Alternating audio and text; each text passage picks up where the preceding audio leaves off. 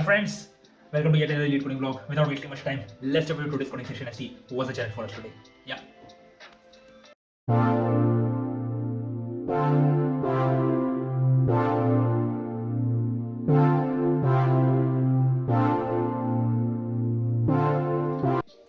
Hi friends, I'm back from my coding session. और आज का जो क्वेश्चन था भाई, मतलब क्या ही बताऊं, मतलब आज का जो क्वेश्चन है उसका नाम है वर्ड लैडर। तो ये जो इस टाइप के जो क्वेश्चंस हैं ये मेरे फेवरेट सेक्शन या फेवरेट टाइप ऑफ क्वेश्चंस में से आते हैं, क्योंकि इन क्वेश्चंस के लिए, इन ये जो वर्ड लैडर क्वेश्चन है ना, इन इन इस टाइप के क्वेश्चंस के लिए विजुअलाइजेशन चाहिए थोड़ा सा दिमाग में कि हो क्या रहा है, आपके एल्गोरिथम के साथ होना क्या चाहिए। तो ऐसे क्वेश्चंस मेरे को बहुत पसंद आते हैं, even from the interview perspective, क्योंकि अगर ध्यान से देखा जाए इस क्वेश्चन को आप एक्सेप्ट करो या ना करो, वो जजमेंट क्राइटेरिया नहीं होना चाहिए। ऑब्वियसली वो होता है, लेकिन खाली वो जजमेंट क्राइटेरिया नहीं होता कि आपने कोड चला दिया या कोड आपका नहीं चला तो आप रिजेक्ट हो जाओगे। इस क्वेश्चन के अंदर आपका थिंकिंग प्रोसेस और आपकी जो अप्रोच है वो, और क्या कहते हैं, क्लियरली समझ आती है एक इंटरव्यूअर को। ये मेरा मानना है, दिस इज वेरी सब्जेक्टिव। ये मैं मान रहा हूं कि अगर कोई पूछता है ये क्वेश्चन तो आप उस बंदे के क्या कहते हैं थॉट प्रोसेस को और समझ रहे हो, वो कैसे सोच रहा है, वो कैसे अप्रोच कर रहा है इस प्रॉब्लम को, वो आप और क्लियर कर रहे हो। पर एक मिनट, मैंने प्रॉब्लम तो बता ही नहीं क्या है। क्वेश्चन का नाम है वर्ड लैडर, इसका टैग है हार्ड। इसका एक और टैग वर्ड लैडर 2 करके एक और क्वेश्चन है जो कि इसकी डिफिकल्टी को इंक्रीज कर देता है। वो भी मैंने कभी किसी जमाने में किया है, तो उसके ऊपर कभी बाद में चर्चा करेंगे। फिलहाल की घड़ी ये क्वेश्चन है क्या, देखो इस क्वेश्चन के अंदर आपको एक बिगिन वर्ड, एक स्टार्टिंग वर्ड दिया है। लेट्स से अभी एग्जांपल के लिए ए ले लेते हैं, और आपको जेड तक जाना है। लेट्स से एंड वर्ड दिया है जेड, और आपको ना एक वर्ड्स की वो दी हुई है, क्या कहते हैं, डिक्शनरी कह लीजिए या लिस्ट दी हुई है। वो बोल रहे हैं कि आप ए से जेड तक तभी जा सकते हो अगर कैरेक्टर्स का जो चेंज है उसका काउंट 1 है, मतलब एक ही कैरेक्टर चेंज हो रहा है। तो एक एग्जांपल ले लेते हैं, छोटा सा कोई एग्जांपल है क्या, छोटा सा एग्जांपल मैं खुद ही बना लेता हूँ ना। ठीक है। तो देखिए आपका अभी स्टार्टिंग वर्ड लेट्स से है लॉट, ठीक है, और आपको एंड करना है कॉग में, ठीक है। तो कैसे, और आपको एक लिस्ट दी जाएगी। तो ये आपका स्टार्टिंग वर्ड है लॉट, एस टी, कॉग है आपका एंडिंग वर्ड, इसको मैं ई एन लिख लेता हूँ। और आपको एक डिक्शनरी दी गई है, डिक्शनरी के अंदर जो वर्ड है वो है लॉट एंड कॉग, और एक और रख लीजिए वॉट। 3 वर्ड की लिस्ट है, जरूरी नहीं आपको हर वर्ड यूज करना है कि नहीं। तो आपको ये देखना है कि आप कॉट से कॉग तक मिनिमम कितने वर्ड्स को यूज करके पहुंच सकते हैं, और ऐसे आप चेंज करोगे वर्ड्स को कि जो कैरेक्टर चेंज है एक वर्ड से दूसरे वर्ड का वो सिर्फ 1 कैरेक्टर का होना चाहिए। लेट्स से आप कॉट से वॉट जा सकते हैं। क्यों जा सकता हूं, क्योंकि यहां पे ओटी ओटी सेम है और सी और वी का जो अंतर है वो सिर्फ एक कैरेक्टर का है, इसलिए this jump is a valid jump, एक जंप ये है। लेकिन आपका आंसर क्या होगा इस केस में वो देख लेते हैं। आप वॉट से लॉट जा सकते हैं क्योंकि V O T L O T O T O T same है, वी और एल में चेंज है तो आप चेंज कंसिडर कर सकते हो। अभी आपके आंसर में 3 वर्ड यूज हो चुके हैं टोटल। लॉट से आप लॉग में जा सकते हो, तो आपका एल ओ पार्ट सेम है, टी और जी वाला पार्ट अंतर है, तो वो हो गया। तो अभी टोटल आपने वर्ड यूज कर लिए 4, और हमारा कॉग जो है वो भी इसमें है, ठीक है। तो आप फाइनली लॉग को कॉग में चेंज कर सकते हैं, जहां पे आपका एल और सी जो है वो अलग हो गया और ओजी ओजी पार्ट सेम है। तो आपने टोटल 6 वर्ड्स यूज कर लिए। लेकिन क्या ये ऑप्टिमल है? नहीं। ऑप्टिमल ये होता अगर आप अपने कॉट के वर्ड से सीधा लॉट में जाते, कॉट से लॉट में जाते, लॉट से लॉग में जाते, लॉग से कॉग में जाते। टोटल आपने वर्ड कितने यूज किए? 4 हो गया ना ऑप्टिमल। 6 से 4 वर्ड सिर्फ यूज किए मैंने, तो ये फर्क है। आपको ये 4 रिटर्न करना था इस केस में। तो उम्मीद करता हूं कि आपको ये थोड़ी प्रॉब्लम समझ आएगी। ये थोड़ी ट्रिकी प्रॉब्लम है, लेकिन एक बार मैं रीइटरेट कर देता हूं कि है क्या ये। मतलब आपको एक बिगिन वर्ड दिया गया है, आपको एक एंड वर्ड दिया गया है, ठीक है, और आपको एक लिस्ट दी गई है। आपको इन वर्ड्स को यूज करके मिनिमम वर्ड्स बताने हैं जो यूज होंगे स्टार्टिंग से लेके एंडिंग तक पहुंचने के लिए। जैसे इस एग्जांपल को देख लेते हैं, हिट और कॉग, स्टार्टिंग वर्ड हिट है, एंडिंग वर्ड कॉग है। आप हिट से सबसे पहले अपने आप को हॉट में कन्वर्ट करेंगे, हॉट से डॉट में कन्वर्ट करेंगे। देखिए हिट और हॉट में आई और ओ एक कैरेक्टर का चेंज है, बाकी एच एंड टी दोनों में सेम है। हॉट से डॉट में ओटी ओटी सेम है, एच और डी का अंतर है। डॉट से आप डॉग में गए, डॉग से आप कॉग में गए। तो ये हो गया, टोटल आपके 5 वर्ड लगे और ये मिनिमम लगा है। तो ये कैसे करेंगे अब देखो। अब फाइनली एल्गोरिथम के ऊपर आते हैं। ब्रूट फोर्स तो यार आप रिकर्शन विकर्शन करके जनरेट कर लो पूरा n फैक्टोरियल या 2 टू द पावर n वाला जो आपको केस लग रहा है वो जनरेट कर लो पूरा, ठीक है। एक तो वो तरीके हो गए, उसके बाद उसमें आप मिनिमम आंसर निकाल लो अपने रिकर्शन में से। दूसरा है कि ये बीएफएस का क्वेश्चन है, ठीक है, ब्रेथ फर्स्ट सर्च। जैसे कि मैंने पहले भी बोला है, शॉर्टेस्ट अगर कहीं बोला है कि कम निकालना है तो वहां पे एक ही एल्गोरिथम काम आता है, वो है बीएफएस।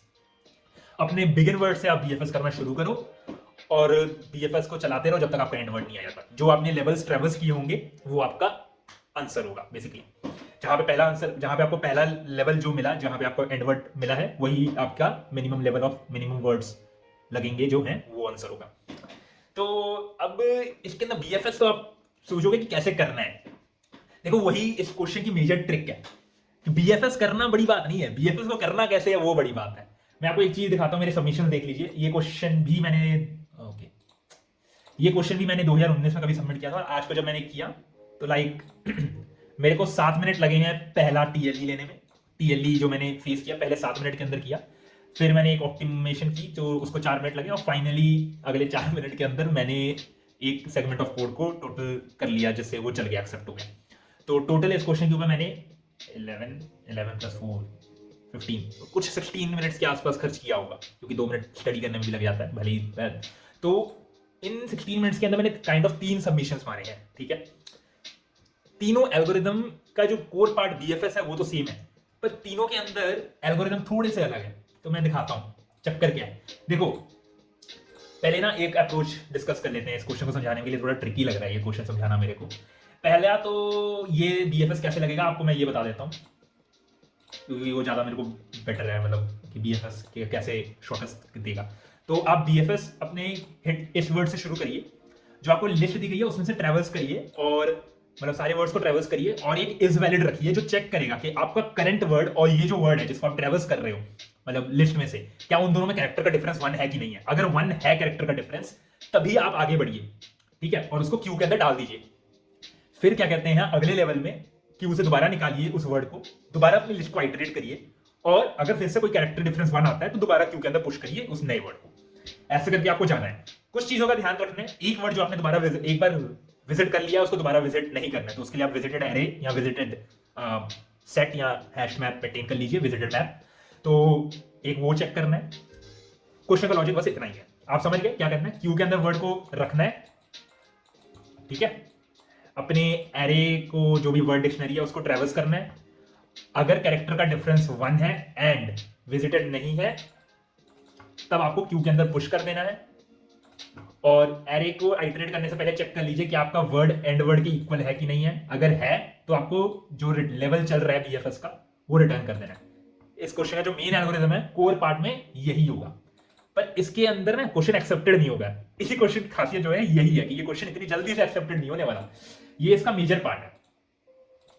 और सॉल्व करने के लाखों तरीके होते हैं, मैं अपना तरीका बता रहा हूँ। अगर मैंने आपका तरीका नहीं बताया तो माफ कर देना, ऐसा नहीं है कि मतलब मेरे को बेस्ट अप्रोचेस पता है, मैं तो भाई जिस तरीके से एक्सेप्ट हो जाता है उसी चीज़ को समझाने की कोशिश करता हूँ। तो ठीक है, तो देखिए अब आते हैं मेरे पहले सबमिशन की तरफ। भाई पहला सबमिशन ये है, पहला सबमिशन ये है।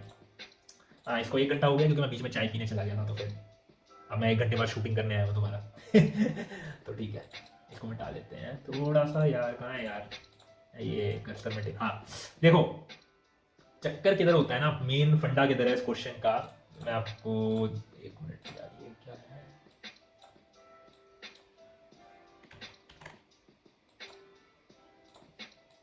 ठीक है, तो आप देख सकते हैं टीएलई आया था मेरे को ये टेस्ट केस नंबर 37 पे।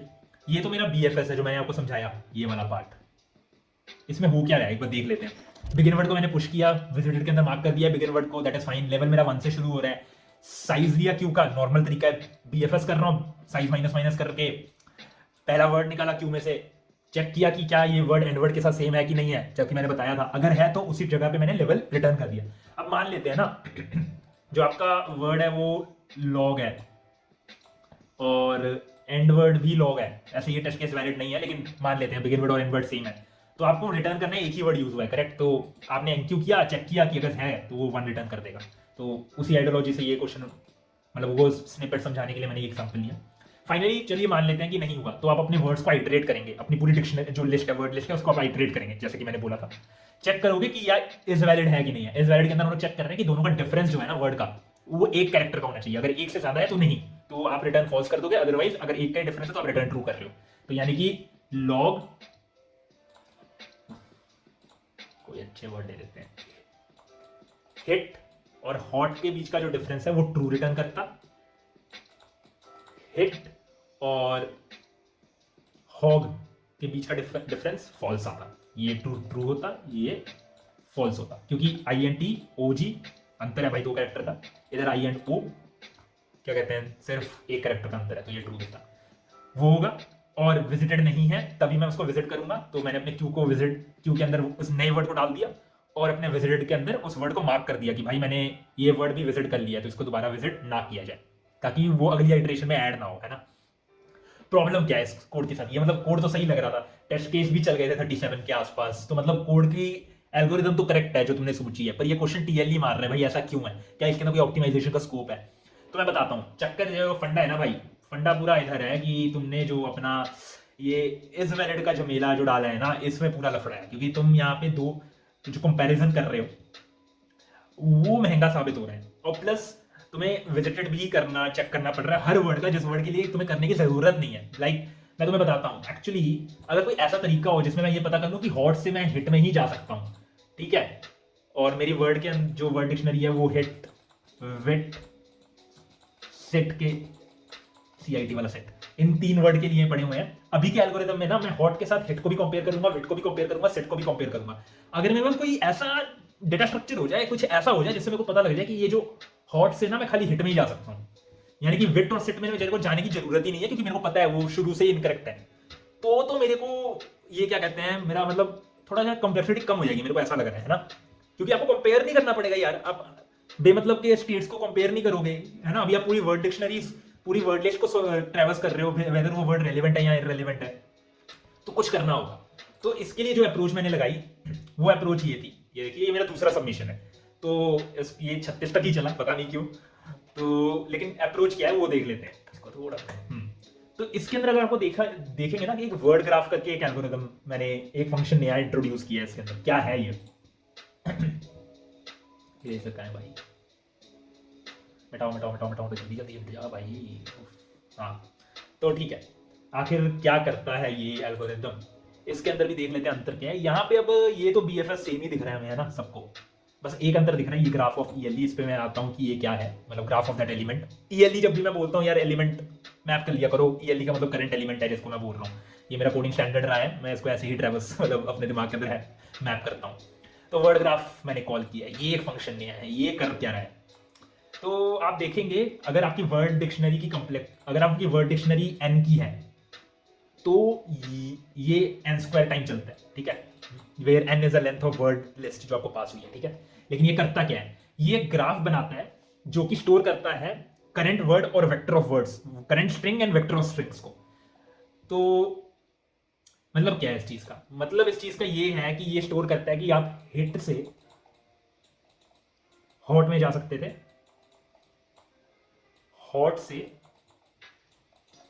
आप लॉट में जा सकते थे, लॉट से आप लॉग में जा सकते थे, लॉग से आप कॉग में जा सकते थे। ये एक ऐसा डेटा स्ट्रक्चर है जो ग्राफ बनाता है बेसिकली, जो स्टोर करता है कि आप हिट से हॉट जा सकते थे, हॉट से आप डॉट लॉट और ऑफ कोर्स हिट भी जा सकते हैं, ये मतलब ऐड कर लीजिएगा, मैंने खाली अभी एग्जांपल बनाने के लिए लिख दिया। लॉट से आप लॉग में जा सकते थे, और या लॉट से आप लॉग में जा सकते थे, लॉग से आप कॉग में जा सकते थे, और भी एंट्रीज होंगी एक ग्राफ की, मैंने अभी एक बेसिक आउटलुक दिया है। ये बनाने से क्या फायदा हुआ है, ऐसा एक डेटा स्ट्रक्चर जिसको मैंने मेंटेन कर लिया, इसको बनाने से कोई फायदा हुआ है क्या मेरे को, ये जो डेटा स्ट्रक्चर है क्या इसका कोई फायदा है।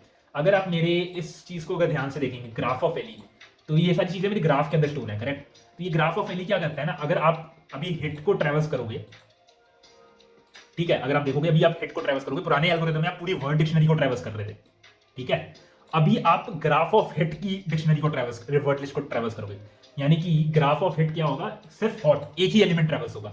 अगर आप हॉट में हो, करंट वर्ड आपका हॉट है, तब आप डॉट लॉट और हिट इन तीन वर्ड की लिस्ट को आप ट्रेवर्स करोगे, आपको ये पूरी वर्ड डिक्शनरी ट्रेवर्स नहीं करनी पड़ रही है। Basically what I am trying to say is कि और आपको इज वैलिड भी हमेशा कॉल नहीं करना पड़ रहा है। एक ये भी चीज देखने वाली है यहाँ पे कि मैंने इज वैलिड को बार बार कॉल नहीं किया, क्योंकि मेरे को पता है जो मैंने ग्राफ बनाया है वो ऑलरेडी प्री कंप्यूटेड स्टेट में है, जहां पे जो ग्राफ एलिमेंट है वो इस तरीके से अरेंज है कि आप इधर से नेक्स्ट एलिमेंट में जा रहे हैं और उनका डिफरेंस एक है।